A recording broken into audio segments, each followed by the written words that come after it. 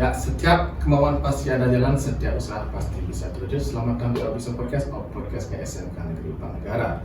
Seperti biasa, bersama saya Ibu Timura Grawiguna sebagai host kita pada hari ini. Dan di samping saya adalah narasumber kita yang spesial. Bapak bisa memperkenalkan diri?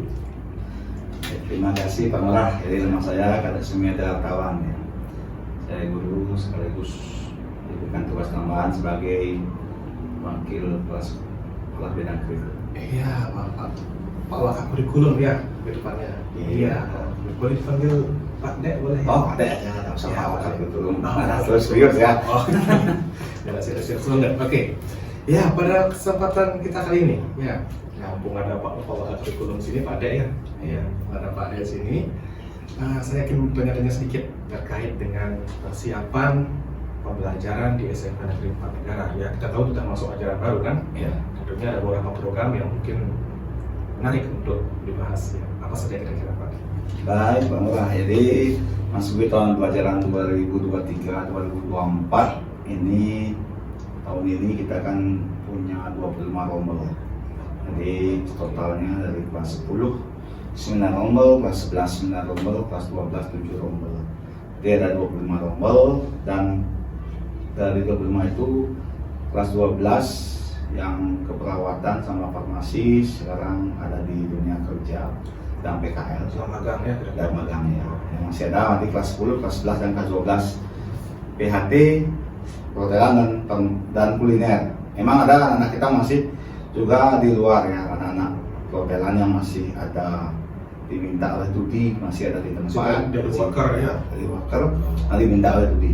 Nah, untuk program di awal ajaran baru seperti biasa, ini mungkin agak sedikit mumet buat saya ya.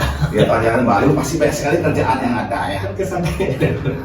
Jadi tapi saya enjoy saja, nikmati ya. Kita buat apa yang bisa dibuat. Jadi di ajaran baru kan biasa ada MPLS itu seminggu. Nah, setelah MPLS ini ada yang berbeda dari tahun-tahun sebelumnya. Jadi kami di bidang kurikulum setelah koordinasi dengan kepala sekolah, kita mengadakan program khusus ya untuk anak-anak kita. Jadi yang pertama itu ada program English Camp. Yang kedua ada program Character Building Camp. Yang ketiga ada program Japanese Camp. Japanese Camp, oke. Ya. Dan yang keempat ada program Kewirausahaan Camp. Jadi kelas ya, dia ada 4 program itu yang kita berbeda dari tahun-tahun sebelumnya. Itu program yang kita yang baru. 4 program, English Camp, Character Building Camp, Japanese Japanese Camp dan terakhir Kewirausahaan Camp. Oke. Nah, kita mulai yang pertama dulu ya. English Camp ini kira-kira seperti apa nih? Nah, English Camp itu sebenarnya camp ya, berkemah. Tapi camp di sini maksud saya adalah camp kita pelatihan full satu materinya tentang Inggris, bahasa Inggris. Karena saya rasa anak-anak kita di kesehatan dan di pariwisata itu bahasa Inggris itu harus bisa, jadi wajib. Sehingga kelas 10, kelas 11 kita berikan English Camp dan Character Building Camp. Jadi selama seminggu setelah MPLS, di 2 hari kita berikan English Camp, 2 hari kita berikan Character Building, itu rolling. Oh, selesai ya. Kalau 2 hari pertama di kelas 11 English Camp, kelas 10 Character Building Camp. Kalau English Camp itu banyak ke bagaimana anak-anak bisa berbicara bahasa Inggris. Speaking, ya. Bukan teorinya, tapi bagaimana anak-anak dikemas. Teori itu ada hari pertama teori, saja, ya. Tapi nanti dikemas dalam bentuk seperti berpihak pada murid. Jadi tidak banyak guru yang berbicara, tapi polanya bermain dan juga pola yang lain. Jadi misalkan dengan refleksi bahasa Inggris dan sebagainya. Nah, lalu isi pada dialog dan sehingga memang anak-anak ini dan bapak ibu guru merasakan sebelum belajar ke pembelajaran dia tahu oh begini model pelajaran kita selanjutnya. Oh, udah menggunakan juga ya. Nah, kita kemas di sana. Oke. Nah, Itu yang untuk disini. karakter camp tadi kan disinggung Ya. English Camp sering ya. Kalau karakter building camp, bagaimana kami lihat anak-anak karakter ini berkaitan dengan apa yang akan dilakukan, kepribadian anak ya. Jadi kita membekali lagi dengan P5 ya, waktu perjalanan sila P3 ini, tapi proyeknya kan nanti P5. Setelah itu bagaimana kita menggunakan kembali bahaya narkoba. Setelah itu perundungan, dan juga nanti pembinaan mental fisik itu melalui baris berbaris. Sekarang ini dasar, dan yang dasar dan dipakai sehari-hari selama di sekolah kan harus dapat. Mereka sejak pagi kan ada kumpul pembiasaan tuh, kita latih biar LKBB ini. Ini untuk sebaya dari anak-anak kembali ya. Ya. Untuk after building ya. Oke, ya. Oke, tadi ada yang disinggung juga Japanese camp juga. Nah ini kelas 12. Kelas 12 kan ada di sini kelas 12 PHT, perhotelan sama 12 kuliner. Jadi kita berikan Japanese camp, penambahan materi bahasa Jepang. Karena saya yakin anak-anak kita banyak sekarang sudah pergi ke Jepang.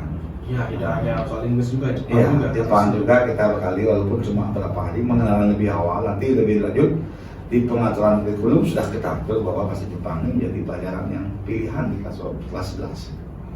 Nah, kalau itu bahasa Jepang, kita mengenalkan lebih awal dulu. Khususkan bahasa Jepangnya dulu ya, melalui Japanese camp ini. Ya. Oke, kemudian yang keempat tadi Ada kewirausahaan. Ya, ini juga Selain kelas 12 kita berikan pemahaman bahasa Jepang, kita berikan bagaimana mengelola satu kewirausahaan. Jadi berwirausaha itu kita berikan juga di awal tahun ajaran ini sebelum masuk ke PPM. Itu program yang pertama Pak. Jadi ada 4 program ini kita kemas dalam 1 minggu kegiatan, sehingga setelah MPLS mereka belum masuk ke PPM, tapi kita berkali lebih awal dari program-program yang kita sampaikan. Ini baru ini ya. ya.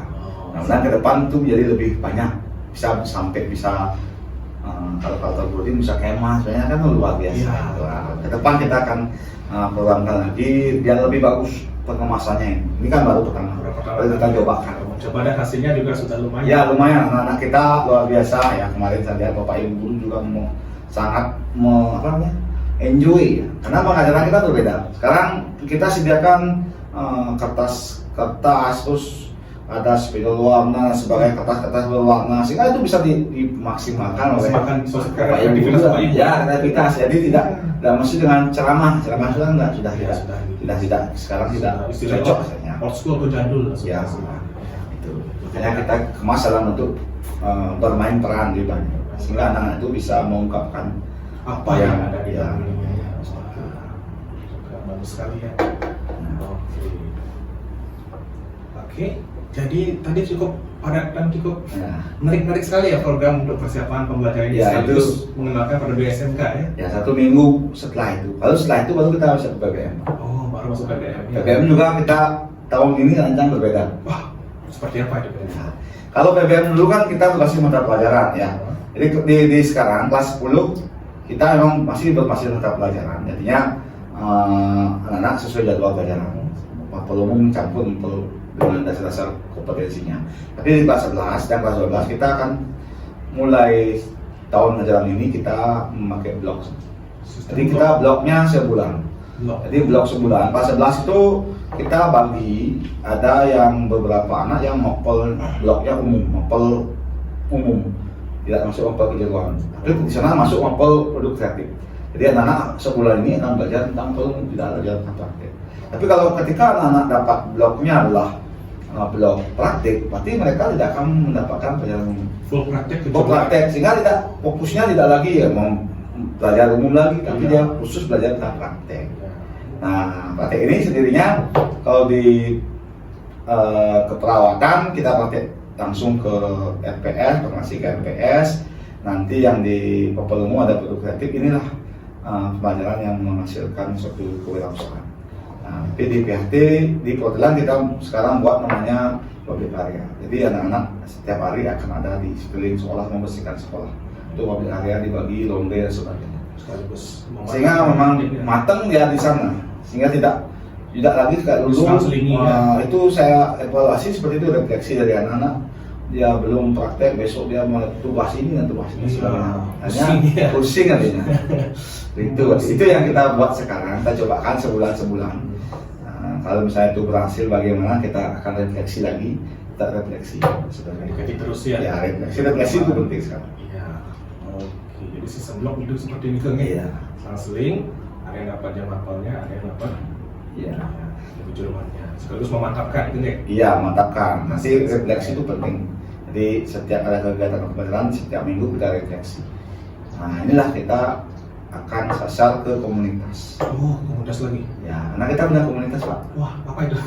Ya, komunitas praktisi tamu mendukung kurikulum kita adalah yang namanya kopi pagi Pak. Wah, enak kopi pagi. Kalau ini kopi, Kopi. Nah, sambil kan kalau kopi pagi kan semangat pagi. Oh. Kalau baru pagi kan semangat sekali, makanya kita beri nama kopi pagi. Kopi pagi. Itu ada kepanjangan Pak. Oh, Bukan kopi yang menunda. Nah, ada kepanjangannya. Kopi tadi. Jadi kopi pagi komunitas praktisi Skanepa berbagi. Oh. Nah, inilah wadahnya untuk Bapak Ibu guru untuk saling berbagi praktik baik selama misalnya nih blog ini ada praktik baik untuk Bapak Ibu nanti disampaikan di komunitas. Kita aktifkan komunitas kita mulai tahun ini. Saling sharing ya, artinya ya komunitas kopi pagi. Ini sudah ada 2 kegiatan sudah berbagi. Kemarin yang teman-teman CGP sudah berbagi sama. Setelah itu ada teman-teman kemarin berbagi tentang asesmen diagnostik, tentang keyakinan kelas. Nah, sudah dibagi juga. Dan minggu ini mungkin teman-teman akan masuk ke kelas dengan membuat kontrak pembelajaran ataupun kesepakatan dengan keyakinan kelas. Oh, mantap sekali ya. Nah, komunitasnya juga. Ya, itu yang kita mulai aktifkan tahun ini, ajaran ini, sehingga bisa terus bersinergi antara pembelajaran, refleksi itu penting untuk perbaikan kita ke depan. Gitu, Pak. Bagaimana refleksi sangat penting ya. Ya. Ya, jadi ya seperti itu cukup padat sekali ya. Iya, Mas, Mas. ya. Kami dapatkan ya ada komunitasnya, ada kegiatan-kegiatan seperti yang basic dan yang lain-lain dan ya sistem blog juga itu sangat menarik. Ya, oke. Ya, cukup sekian ya ininya untuk Obisur Podcast kita pada hari ini ya. Terima kasih Pak Dek sudah menyempatkan waktunya untuk berbagi di sini terkait dengan hal-hal yang berbau kurikulum ya. Kurikulumnya. Lumayan Pak. Jadi kalau dia mau jalan baru ya harus ekstra kerja keras sedikit. Tapi semua bisa jadi kalau ada teman-teman yang membantu. Ada kolaborasi itu penting. Penting. Ya. Jadi sekian Obisur Podcast pada kali ini. Ya, apabila ada kesalahan kata atau hal-hal yang kurang berkenan yang mungkin kami utarakan atau sampaikan ya mohon dimaafkan. Oke, kita akan bertemu pada episode selanjutnya. Ya, tetap bersama kami di Obisur Podcast, podcastnya SMK Bapak Negara. Salam.